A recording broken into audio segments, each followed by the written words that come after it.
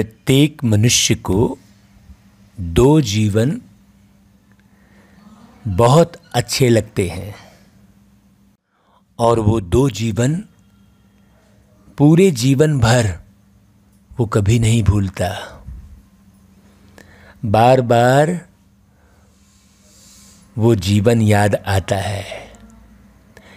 एक है माता पिता के साथ बिताया हुआ बचपन और दूसरा है स्कूल में शिक्षकों के साथ और अपने मित्रों के साथ बिताया हुआ विद्यार्थी जीवन।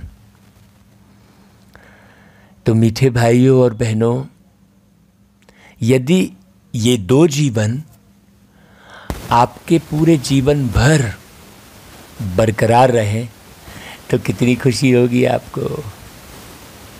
एक तो माता पिता कभी ना छूटे, माता पिता से कभी दूरी ना हो, और दूसरा विद्यार्थी जीवन कभी समाप्त ना हो। तब कैसा रहेगा वो जीवन, आप खुद बताइए। तो हम अभी वही जीवन जी रहे हैं भाई। इस जीवन में आयु 54 साल की पूरी हो गई है, लेकिन बचपन नहीं छूटा है। और विद्यार्थी जीवन नहीं छूटा है। अर्थात हम कभी बूढ़े हो ही नहीं रहे हैं। हाँ, ना हमारे सर पर कोई जिम्मेदारी है। जैसे बचपन में बच्चे के ऊपर कोई जिम्मेदारी नहीं रहती है, कुछ भी बोझ नहीं रहता, और विद्यार्थी जीवन में भी बड़ा खुशनुमा जीवन रहता है भाई। कोई बोझ नहीं रहता, हंसते खेलते पढ़ते बढ़िया गीत गाते कल्चरल प्रोग्राम करते समय निकलता जाता है। वैसा ही जब वो सर्वशक्तिमान परमात्मा जिन्हें आप तुमेव माता च पिता तुमेव कहकर याद करते हैं, वो परमात्मा जब धरती पर आते हैं और हमें अपनाते हैं, तब वैसा ही जीवन बिल्कुल शुरू हो जाता है और अंत समय तक वैसा ही जीवन रहता है। तो आप नहीं चाहेंगे कि आपका बचपन और आपका विद्यार्थी जीवन सदैव बरकरार रहे। तो ये जो पढ़ाई है, ये पढ़ाई बहुत ऊंची पढ़ाई है, जो रोज़ आप मोटिवेशनल मुरली के नाम से सुन रहे हैं। हाँ, ये पढ़ाई जीवन भर की पढ़ाई है, और इस पढ़ाई से प्राप्ति भी बहुत पदम गुना है, कई जन्मों की प्राप्ति है। जब आप रोज़ पढ़ेंगे तो समझ में आएगा। जैसे एक बच्चा स्कूल जाता है और रोज़ पढ़ता है, तब उसे समझ में आता है कि अरे वाह, अब तब उसे जीवन का उद्देश्य समझ में आता है कि हाँ, इस पढ़ाई से मैं डॉक्टर बनूंगा, इस पढ़ाई से इंजीनियर बनूंगा, इस पढ़ाई से मैं जो है वकील बनूंगा, बहुत बड़ा जो है ऑफिसर बनूंगा। ऐसे कई लक्ष्य मिलते हैं विद्यार्थी को, और वो पढ़ाई लक्ष्य युक्त होती है। बाकी आप कोई भी सत्संग में जा रहे हैं, कोई भी ऋषि मुनि के प्रवचन सुन रहे हैं, है ना, कोई भी गीता पढ़ रहे हैं, रामायण पढ़ रहे हैं, तो उसमें कोई आपका लक्ष्य नहीं रहता है कि हम रामायण पढ़ के राम बनेंगे। ऐसा सोचकर पढ़ते हैं क्या? या कोई ऐसा लक्ष्य देता है? या गीता पढ़ के हम कृष्ण बन जाएंगे, ऐसा सोचकर आप गीता पढ़ते हैं? नहीं पढ़ते हैं। तो जो आप सत्संग आदि सुनते हैं, उसमें तो आपका कोई एम नहीं रहता, कोई लक्ष्य नहीं रहता। तो एक है लौकिक पढ़ाई और दूसरी है अलौकिक पढ़ाई। लौकिक पढ़ाई लौकिक जीवन तक सीमित रहती है, और अलौकिक पढ़ाई का कोई अंत नहीं है। आपका ये जीवन तो बहुत सुंदर खुशनुमा बीतता है, आने वाला जीवन भी, अगला जन्म भी बहुत सुंदर हो जाता है। तो इसलिए बाबा कहते हैं, मीठे बच्चे तुम गॉड फादरली स्टूडेंट हो। अब ये बात बहुत अच्छे से भिद जानी चाहिए कि अरे हम गॉड फादरली स्टूडेंट है, मतलब गॉड यानी परमात्मा, फादर यानी पिता, हम उनके स्टूडेंट भी हैं, हमारे पिता के हम विद्यार्थी भी हैं। कितनी अच्छी बात हो गई। जिस स्कूल में जिस बच्चे का बाप ही शिक्षक है तो उसको कितना नशा रहेगा। जिस बच्चे का जिस स्कूल में बाप ही प्रिंसिपल है उसको कितना नशा रहेगा, वो कितना रौब से रहेगा। देखो सबके बीच में वो ही रहेगा और सबको भी यही एहसास होता रहेगा, अरे भाई ये प्रिंसिपल साहब का बच्चा है, अरे ये फलाने शिक्षक का बच्चा है, तो सबको नशा रहेगा और उसको तो बहुत नशा रहेगा। तो यहाँ भी वही बात है, समझने की बस देरी है। तो तुम्हें सच्चा सच्चा रूप बसंत बन अपने मुख से सदैव ज्ञान रत्न ही निकालने हैं। हाँ, जैसे विद्यार्थी, अच्छा विद्यार्थी किसे कहते हैं, जो सदा पढ़ाई की ही बात करता है ना भाई। जो सब्जेक्ट वो पढ़ रहा है, जैसे स्कूल में पढ़ते हैं मैथमेटिक्स, साइंस और हिस्ट्री, ज्योग्राफी, है ना, भूगोल, ये सब पढ़ते हैं ना, तो उन्हीं की चर्चा करते हैं। जो वास्तव में बढ़िया विद्यार्थी होगा वो पढ़ाई के अलावा इधर उधर की चर्चा नहीं करेगा। जिसे फर्स्ट डिवीज़न आने का लक्ष्य है, जिसे मेरिट लिस्ट में आने का लक्ष्य है, वो आपस में जब भी मिलेगा तो पढ़ाई की ही बात करेगा, है ना। और जो बच्चा विद्यार्थी जीवन में पढ़ाई की बात करता है, एक दूसरे से पढ़ते हैं, एक दूसरे से मिलकर, वो सदा खुश रहते हैं। हाँ, तो यहाँ भी बाबा पढ़ा रहे हैं और हमें विद्यार्थी पने का नशा रहना चाहिए। बाबा बच्चों को सुरजीत करने के लिए कौन सी संजीवनी बूटी देते हैं। हाँ, जब बच्चे मूर्छित हो जाते हैं तो कौन सी संजीवनी बूटी देते हैं भाई, मन मना भव, अर्थात प्यारे पिता परमात्मा बाप को याद करो। जैसे स्कूल में टीचर याद रहते हैं ना भाई, पढ़ाने वाले कोई टीचर अच्छे होते हैं तो वो याद रहते हैं, जीवन भर याद रहते हैं। तो यहाँ तो स्वयं सर्वशक्तिमान परमात्मा हम बच्चों को देवता बनने के लिए अथवा राज्य पद पाने के लिए यह पढ़ाई हमको पढ़ा रहे हैं और हम परमात्मा के द्वारा पढ़ रहे हैं। तो कितना नशा रहेगा भाई। तो यह स्मृति ही संजीवनी बूटी है। आपको ये सदा स्मृति है तो आप सदा खुश रहेंगे। आपको माने कुछ भी गम नहीं होगा कभी भी, ना कोई वस्तु खो जाने का, है ना भाई, ना अपमानित होने का, कहीं माने कहीं भी आपको गम होगा ही नहीं। आप तो पढ़ाई के नशे में चूर रहेंगे, बाबा की याद के नशे में रहेंगे। जैसे किसी को नशा रहता है तो उसको सब गम भूल जाता है ना, कुछ भी नहीं रहता याद उसको, बस नशा ही रहता है। तो जो यह स्मृति ही क्या है, संजीवनी बूटी है। वहाँ संजीवनी बूटी शब्द यहाँ क्यों लगाया है, क्योंकि आपने देखा होगा कि लक्ष्मण मूर्छित हो गया। लक्ष्य मन मतलब जिस मन ने एक लक्ष्य लिया था वो मूर्छित हो गया, तो उसे संजीवनी बूटी दी लाकर। मन मूर्छित हो जाता है हमेशा, तो लक्ष्य जब भूल जाते हैं तो बाबा को याद करें, वही संजीवनी बूटी है जो सुरजीत कर देती है मूर्छित को।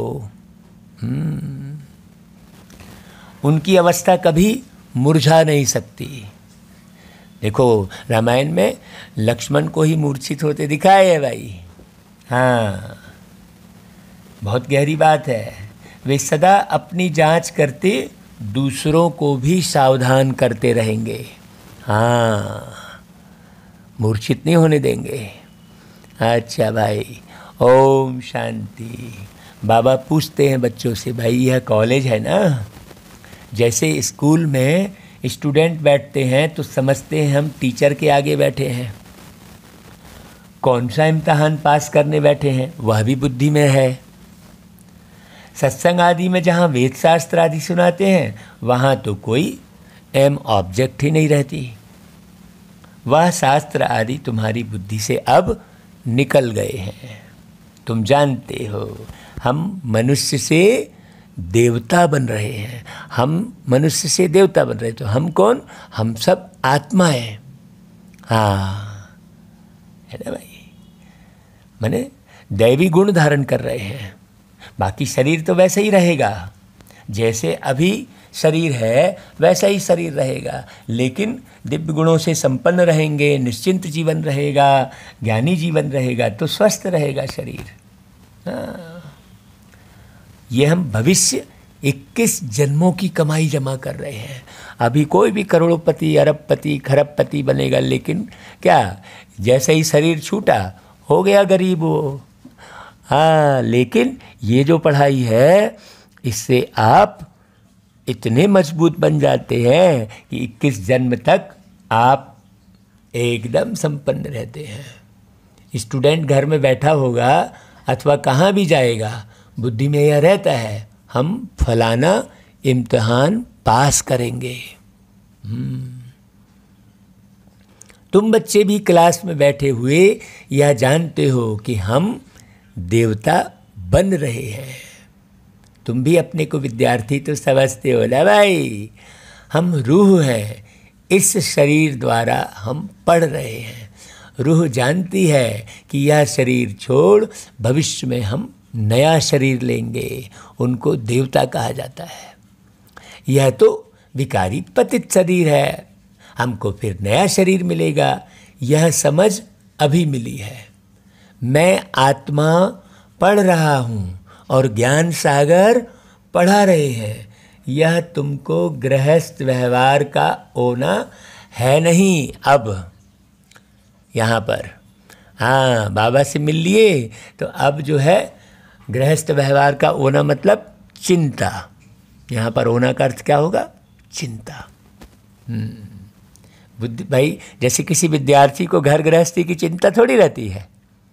हाँ, बुद्धि में यही रहता है कि भाई हम भविष्य के लिए ये बनेंगे विद्यार्थी जीवन में। ऐसा ही यहाँ पर बुद्धि में क्या रहेगा कि भाई हम भविष्य के लिए मनुष्य से देवता बन रहे हैं। देवताएं रहते हैं स्वर्ग में। यह घड़ी घड़ी चिंतन करने से बच्चों को खुशी रहेगी और पुरुषार्थ भी करेंगे।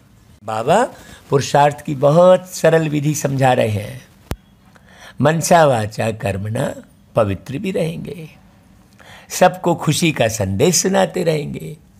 ब्रह्मा कुमार तो बहुत है ना, सब स्टूडेंट लाइफ में है। ऐसे नहीं कि धंधे धोरी में जाने से वह लाइफ भूल जाएगी। अब बाबा उदाहरण देते, देखो जैसे यह मिठाई वाला है, समझेगा ना कि हम स्टूडेंट हैं। स्टूडेंट को कभी मिठाई बनानी होती है क्या? यहाँ तो तुम्हारी बात ही न्यारी है। शरीर निर्वाह के लिए धंधा भी करना है, साथ साथ बुद्धि में यह याद रहे कि हम परमपिता परमात्मा द्वारा पढ़ रहे हैं। ये स्टूडेंट लाइफ बिल्कुल डिफरेंट है।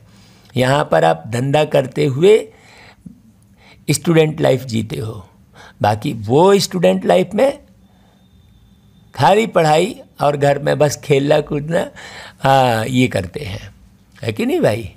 लेकिन यहाँ की जो पढ़ाई है इसमें अंतर है।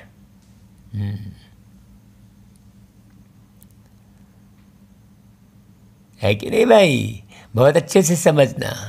तुम्हारी बुद्धि में रहता है कि इस समय सारी दुनिया नरकवासी है। हाँ, परंतु यह कोई समझते नहीं है कि हम भारतवासी अभी नरकवासी हैं। हम भारतवासी ही स्वर्गवासी थे। तुम बच्चों को भी सारा दिन यह नशा रहता नहीं है, बाबा कह रहे हैं। घड़ी घड़ी भूल जाता है।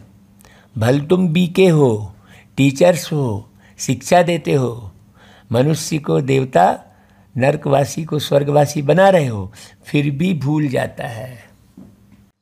तुम जानते हो इस समय सारी दुनिया आसुरी संप्रदाय है। आत्मा भी पतित तो शरीर भी पतित है। अब तुम बच्चों को इन विकारों से ग्लानि आती है। हाँ, काम, क्रोध आदि सब ग्लानि की चीजें हैं। सबसे ग्लानि की चीज है विकार। सन्यासियों में भी थोड़ा क्रोध रहता है, क्योंकि जैसा अन्न वैसा मन। भाई गृहस्थियों का खाते हैं, हाँ, और कोई अनाज नहीं खाते, लेकिन पैसे तो लेते हैं ना। बहुत गहरी बात बोल रहे हैं बाबा। इसलिए बाबा ने कहा था अपने ही तन मन धन से इस भारत को स्वर्ग बनाना है। गृहस्थियों का नहीं खाते, लेकिन पैसे तो लेते हैं ना। पतितों का उस पर प्रभाव तो रहता है ना।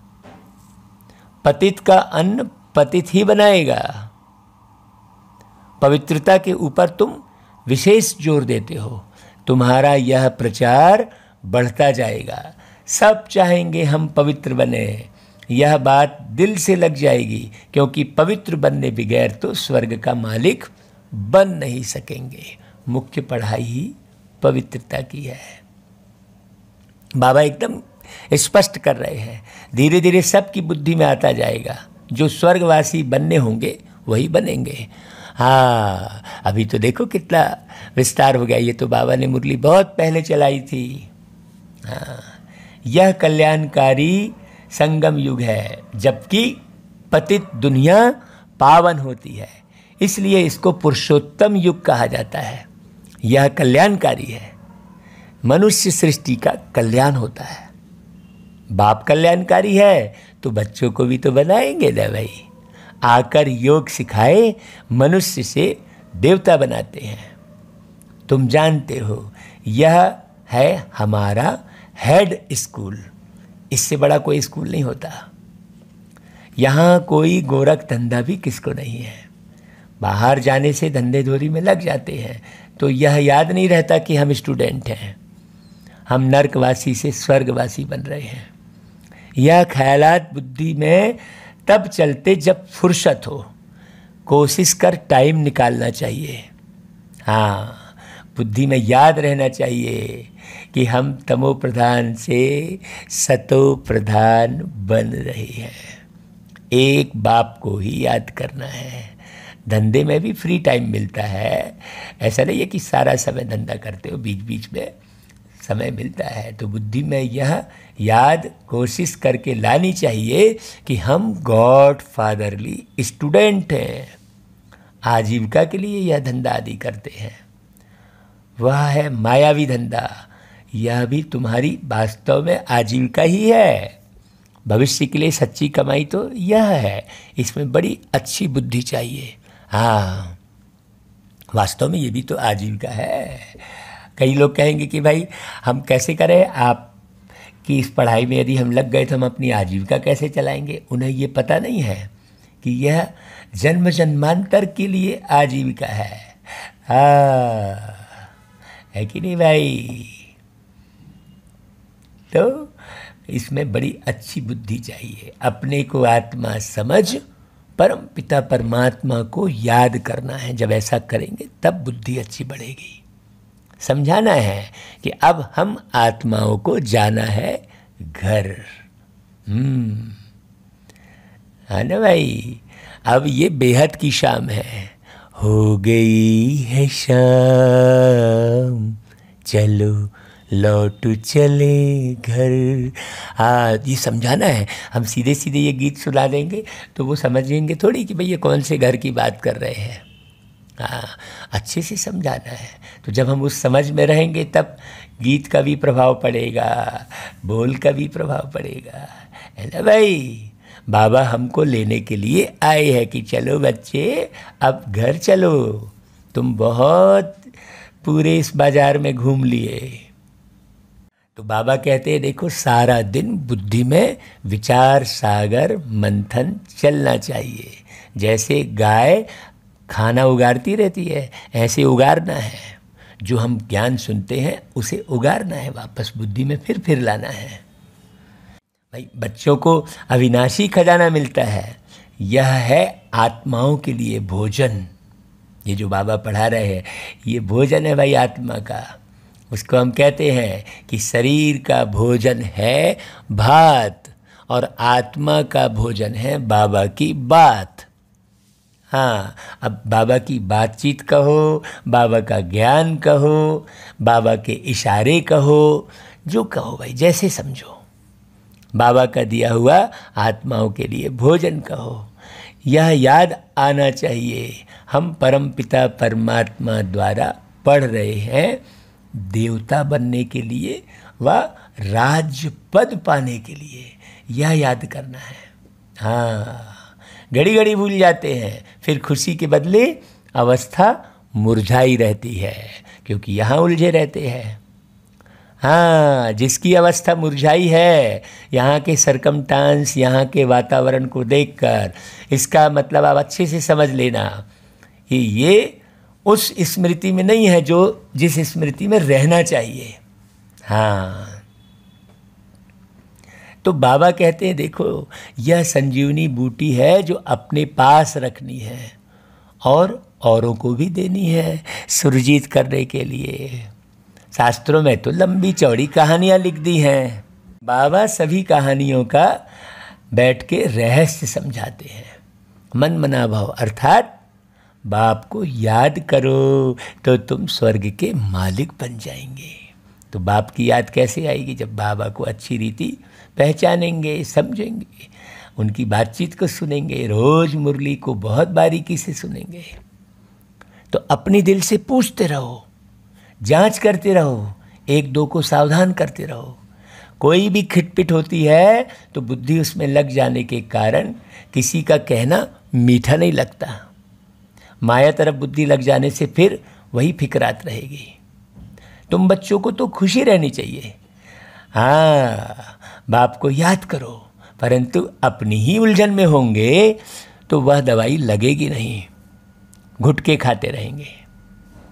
ऐसा करना नहीं चाहिए, वैसा करना नहीं चाहिए, ऐसा घुटके खाएंगे। भाई स्टूडेंट पढ़ाई को थोड़े ही छोड़ जाते हैं, तुम बच्चे जानते हो यह हमारी पढ़ाई है भविष्य के लिए, इसमें ही हमारा कल्याण है। धंधाधोरी आदि करते हुए भी कोर्स लेना है। यह सृष्टि का चक्र कैसे फिरता है यह भी नॉलेज बुद्धि में रखनी है। याद है संजीवनी बूटी, एक दो को याद दिलाना चाहिए। स्त्री पुरुष एक दो को याद कराते रहे। शिव बाबा ब्रह्मा द्वारा यह पढ़ा रहे हैं, शिव बाबा के रथ का श्रृंगार कर रहे हैं, तो शिव बाबा की याद रहनी चाहिए ना भाई। सारा दिन याद रहना तो मुश्किल है, वह अवस्था तो अंत में ही होनी है। जब तक कर्मातीत अवस्था हो तब तक रुस्तम से माया लड़ती रहेगी। इसलिए भाई उसकी भी परवाह नहीं करना, बस रुस्तम बनते चलो। गाया भी है, एक दो को सावधान कर उन्नति को पाओ। ऑफिसर लोग नौकर को भी कह देते हैं कि हमको यह बातें याद कराना, ऐसा बोलते हैं। हाँ, तुम भी एक दो को याद कराओ, मंजिल बहुत ऊंची है। बाप कहते हैं मुझे याद करने से पावन बन जाएंगे। यह बाप कोई नई बात नहीं सुनाते, तुमने लाखों करोड़ों बार यह ज्ञान सुना है, फिर यह सुनेंगे। ये बंद नहीं होता ये ज्ञान। ऐसे कोई भी सत्संग में कहने वाला नहीं होगा कि हमने कल्प कल्प सुना है, अब सुन रहे हैं, फिर सुनेंगे, कल्प कल्प सुनते आए हैं, ऐसे कोई कह नहीं सकेगा। हाँ, बाप समझाते हैं तुमने आधा कल्प भक्ति की है, अब फिर तुमको ज्ञान मिला है जिससे सद्गति होती है। बाप को याद करने से पाप कट जाएगा। यह तो बड़ी समझने की बात है ना। पुरुषार्थ करना है भाई। जज व बड़े आदमी का बच्चा कोई उल्टा काम करे तो नाम बदनाम हो जाए, यहाँ तुम भी बाप के बने हो तो ऐसा कोई कर्म नहीं करना है, नहीं तो बाप की निंदा कराएंगे। सतगुरु के निंदक ठौर न पाए, अर्थात ऊंच पद पा न सके। फिर वो ईश्वर की संतान होकर आसुरी कर्म से डरना चाहिए।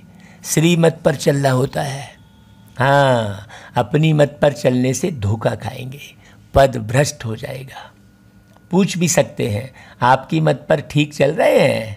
बाप की पहली पहली मत है क्या? बाप को याद करो, बस इस मत को बहुत अच्छे से समझो। हाँ, है ना भाई? नहीं तो आप कहोगे भाई इसने फलानी सेवा दी थी, ये भगवान की मत नहीं। पहली पहली मत क्या है? आप कहाँ भी रहो बाबा को याद करो। और फिर उसके बाद क्या बोला बाबा ने? कोई विकर्म नहीं करो। हाँ, बाबा कौन से विकर्म करता हूँ? आपको कुछ मालूम हो तो बताओ, मालूम होगा तो बता देंगे। यह या तुमसे भूलें होती हैं, उनको विकर्म कहा जाता है। सबसे बड़ा विकर्म है काम विकार का, जास्ती झगड़ा उस पर चलता है। बच्चों को हिम्मत आनी चाहिए, विचार करना चाहिए। कुमारियों का झुंड होना चाहिए जो कहे कि हमको शादी करनी ही नहीं है, तब तो स्थापना होगी भाई। अब है कल्प का संगम युग जिसमें पुरुषोत्तम बनना है भाई। ये जो लक्ष्मी नारायण हैं इनको पुरुषोत्तम कहा जाता है, विकारी को थोड़े ही पुरुषोत्तम कहेंगे भाई। अब तुम पुरुषोत्तम बन रहे हो, सबको हक है बनने का। पुरुषोत्तम मास पर तुम कितनी सर्विस कर सकते हो, क्योंकि वो पुरुषोत्तम शब्द उस महीने में रहता है। बड़ी धूमधाम मचानी चाहिए।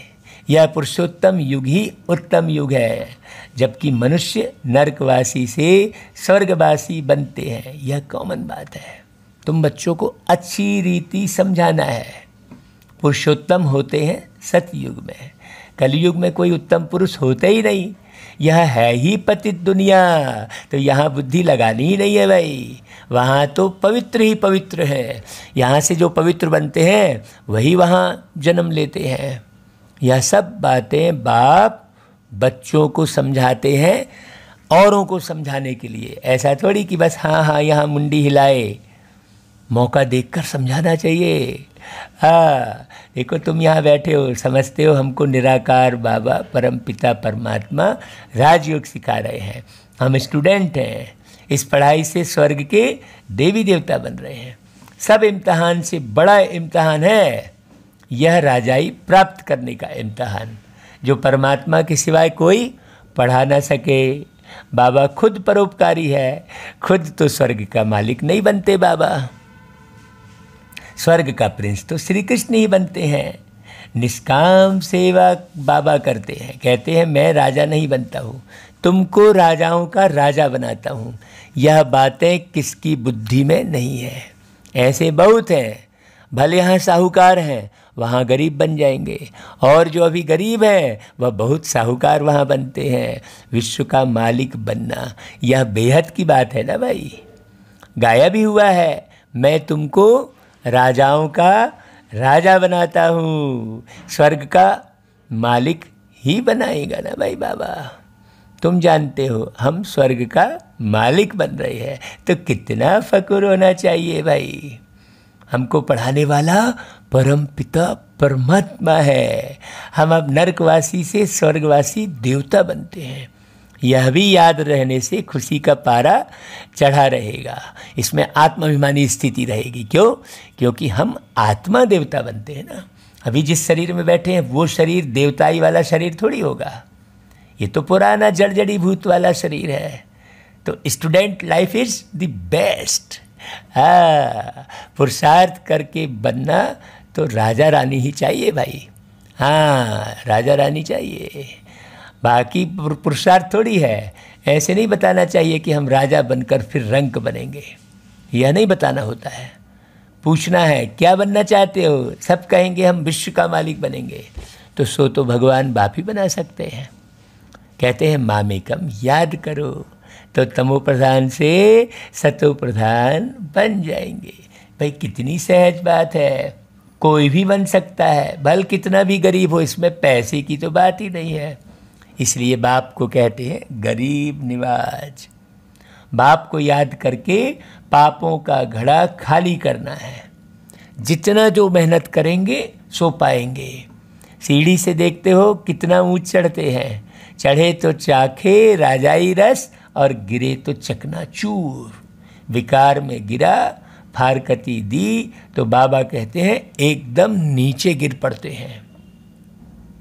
सपूत बच्चे तो पुरुषार्थ कर अपना हीरे जैसा जन्म बनाएंगे, यहाँ की फिक्र नहीं करेंगे, यहाँ मस्त फकीरी में रहेंगे।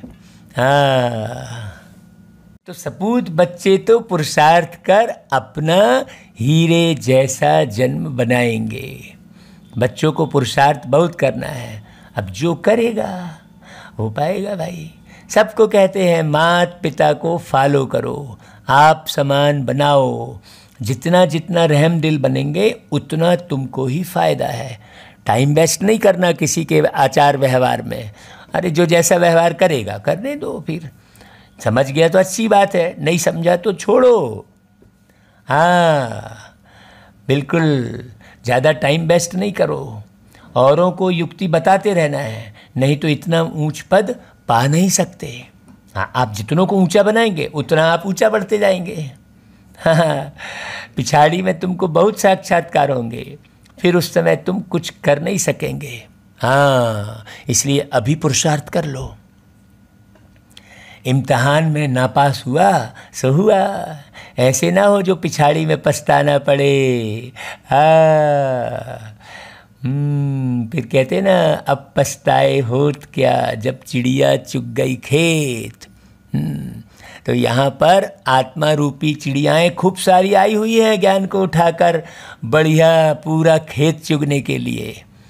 हाँ, तुम पछताते रह जाओगे, इसलिए बाबा पूरा खेत आपके लिए छोड़ा है। जल्दी जल्दी बीनो और खाओ, नहीं तो पूरी चिड़िया खा जाएंगे। फिर संभालो इस खेत को।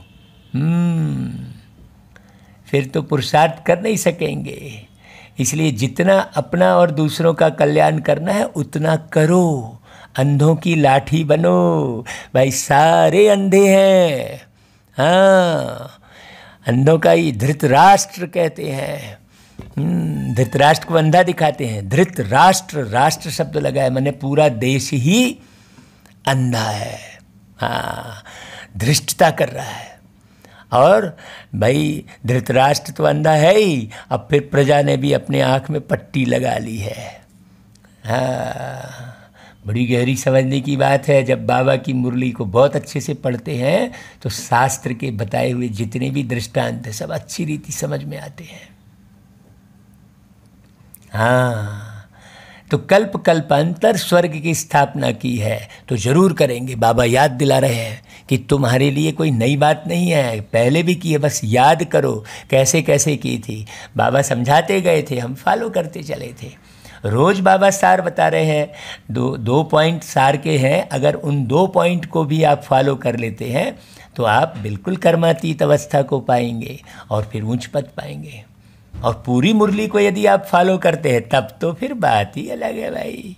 हाँ, तो ड्रामा में नूंद है, अब जो करेगा सो पाएगा, ये सिस्टम सेट है। हाँ, है कि नहीं भाई? बहुत गहरी बात है, बहुत गहरी बात। बाबा के लाल छिपे नहीं रह सकते। रूप बसंत मिसल मुख से रत्न ही निकले। धूती नहीं बनना है, दूसरे का नुकसान नहीं करना है। तुमको कोई उल्टा सुल्टा सुनाए तो समझो धूती है। हाँ, उनसे संभाल रखनी है। कई उल्टा सुल्टा सुनाएंगे, अरे वहाँ मत जाना, हाँ ऐसा हो जाएगा, वो बहन जी ऐसी है, वो भाई ऐसा है, वो समझ लेना वो धूती है। हाँ, जो बहन जी भाई जी की चर्चा करे ये ऐसा है वैसा है, बाबा की चर्चा ना करे, समझ लेना। हाँ, उनसे आप बच के रहना, उनसे संभाल रखनी है। बाबा कह रहे हैं अपना बेहद का वर्षा बाप से लेने में पूरा तत्पर रहो। बस एक बाबा को याद करते रहो, मुरली सुनते रहो।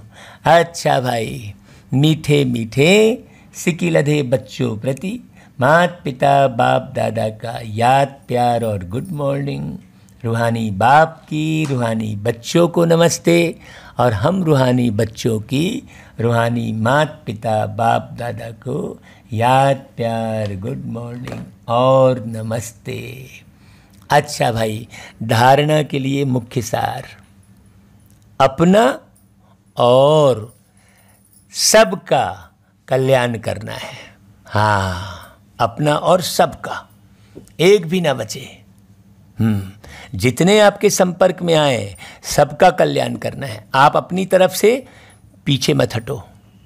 हाँ, आप 2 लाइन तो समझा ही दो अगले को, अपनी अवस्था के द्वारा समझा दो, अपनी दृष्टि से समझा दो, अपनी कृति से समझा दो। बहुत सारी विधि है, ऐसा नहीं कि केवल मुख से ज्ञान सुनाकर ही समझा रहे हैं। मान लो आपको ज्ञान सुनाना नहीं आ रहा है तो आप अपनी अवस्था के द्वारा समझा सकते हो। ऐसे अंधों की लाठी बनना है। कभी कोई उल्टी बातें सुनाए तो उनसे सावधान रहना है। हाँ, इधर उधर की आए सामने, हाँ तो लग गए उसमें, नहीं, आपका सेकंड भी बर्बाद नहीं होना चाहिए। दूसरी पॉइंट, मनसा वाचा कर्मणा पवित्र बनना है। अब मनसा वाचा कर्मणा पवित्र बनना है, ये कैसे बनेंगे भाई? इसकी डिटेल हमने और पहली मुरलियों में बताई है। आप पूरी मुरलियाँ सुन लीजिए। आपको पूरे महीने महीने की मुरली भी व्हाट्सएप पर भेजी जाती है एक साथ। जैसे जुलाई के महीने का PDF बनाया, वो छोटा सा कुछ थोड़ी सी जगह में पूरी मुरली आ जाती है। हाँ, सीधा वो यूट्यूब पर लिंक खुलेगी, पूरी 1 महीने की मुरली का PDF बनता है। देखो साइंस के कितने अच्छे अच्छे साधन हैं, तो पढ़ो अच्छे से। ऐसा नहीं कि आज की मुरली नहीं पढ़ी या तारीख में मत उलझो, तारीख में मत उलझो, बस पढ़ते चलो। हाँ, हम स्टूडेंट हैं, भगवान हमें देवता बनने की पढ़ाई पढ़ा रहे हैं, इसी खुशी में रहना है। हाँ, अच्छा भाई, वरदान ले लो। पावरफुल दर्पण द्वारा सभी को स्वयं का साक्षात्कार कराने वाले साक्षात्कार मूर्त भव। हाँ, पावरफुल दर्पण, जैसे दर्पण के आगे जो भी जाता है उसे स्वयं का स्पष्ट साक्षात्कार हो जाता है। लेकिन अगर दर्पण पावरफुल नहीं तो रियल रूप के बजाय और रूप दिखाई देता है, होगा पतला, दिखाई देगा मोटा। इसलिए आप ऐसे पावरफुल दर्पण बन जाओ जो सभी को स्वयं का साक्षात्कार करा सको। हाँ, कि अरे ये ऐसा है, मैं ऐसा नहीं हूँ, ये देखो देवता बनने के मार्ग पर चल रहा है, मैं नहीं चल पा रहा हूँ, ऐसा देखे वो। तो सभी को स्वयं का साक्षात्कार करा सको का मतलब क्या हुआ भाई? आप साक्षात करके दिखाओ। अर्थात आपके सामने आते ही देह को भूल अपने देही रूप में स्थित हो जाए सामने वाला। वास्तविक सर्विस यह है, इसी से जय जयकार होगी, है ना भाई? अच्छा, फिर स्लोगन, शिक्षाओं को स्वरूप में लाने वाले ही ज्ञान स्वरूप प्रेम स्वरूप आत्माएं हैं। जो बाबा की शिक्षाएं हैं उसका स्वरूप बनना है। ऐसा नहीं कि रामायण की तरह राम राम रटते बैठे रहना है, नहीं। हाँ, बाबा की मुरली हर कथा का अर्थ बताती है, हर शास्त्र का अर्थ बताती है। बाबा की मुरली के अलावा इस दुनिया में दूसरा ऐसा कोई भी ग्रंथ, साहित्य, शास्त्र और कोई भी किताब नहीं है जो तुम्हें इतना ऊंचा पद दिला सके। इसलिए बाबा की मुरली को बार बार पढ़ना। आज बाबा ने जो मुरली है वो शॉर्ट में चलवाई है, बहुत ज़्यादा अर्थ नहीं बतवाया है बाबा ने। आपको आज की मुरली से अर्थ निकाल कर उसका वीडियो बनाकर भेजना है। चाहे आप ऑडियो बनाकर भेजो। आप पिछली मुरलियाँ ढेर सारी सुनो और आज की मुरली पूरी एक एक शब्द का अर्थ आप निकालो। क्योंकि कहते हैं ना, मिलकर बोझ उठाना, साथी हाथ बढ़ाना, है ना भाई? इसलिए बाबा ने आज एक एक शब्द के अर्थ सहित वाली बात नहीं बताई है। आपने बहुत सारी मुरलियाँ सुनी हैं, अब आप भी चाहे ऑडियो बनाओ चाहे वीडियो बनाओ, बनाकर भेजो। हाँ, चाहे तो आप आगे की डेट की मुरली का अर्थ बताकर आप भेजो, तो आपकी जो है बताई हुई मुरली को हम अपने YouTube पर डाल देंगे भाई। ऐसा कोई वो थोड़ी है कि हम ही सुनाएंगे, नहीं, सबको मिलकर सब कार्य करने हैं। तो जो भी सुनाने वाले भाई बहन हैं वो हमें जो है अर्थ सहित मुरली सुनाकर भेजें। आज जैसे 7 तारीख की मुरली सुनाई है, तो कोई देखो 8 तारीख की मुरली सुनाकर भेजेगा क्या, 9 तारीख की सुना दो, 10 तारीख की सुना दो। हाँ, आगे की मुरली का अर्थ सहित सुना दो और भेजो, क्योंकि निर्माण करना है सतयुग का। हमें केवल मुरली बस सुनना सुनाना बस नहीं है, हमें प्रैक्टिकल में संगठन बनाना है। सतयुग में हमें आना है सबको, एक परिवार में, एक राजमहल में। राजमहल में आने का निमंत्रण दे रहे हैं भाई आपको, तो आप वैसे तैयार होकर आना। जैसे शादी ब्याह का निमंत्रण देते हैं तो एकदम तैयार होके आते हैं ना, तो वैसे ही तैयार रहना। हाँ, बड़ी गहरी और ऊंची बात बाबा करा रहे हैं भाई। तो सभी भाई बहनों से आज की मुरली के बाद जो आपको सूचना दी जा रही है बाबा की ओर से, उसे अच्छी रीति समझना। आप चाहे तो आज की मुरली का मनन चिंतन करके भेजो, चाहे आगे की मुरली का भेजो, चाहे कोई भी मुरली उठा लो, लेकिन उसका एक एक शब्द का अर्थ बताकर भेजो। बेहद की सेवा में लग जाओ, क्योंकि YouTube में न जाने कितने लोग सुनते हैं। है कि नहीं भाई? अच्छा भाई, ओम शांति।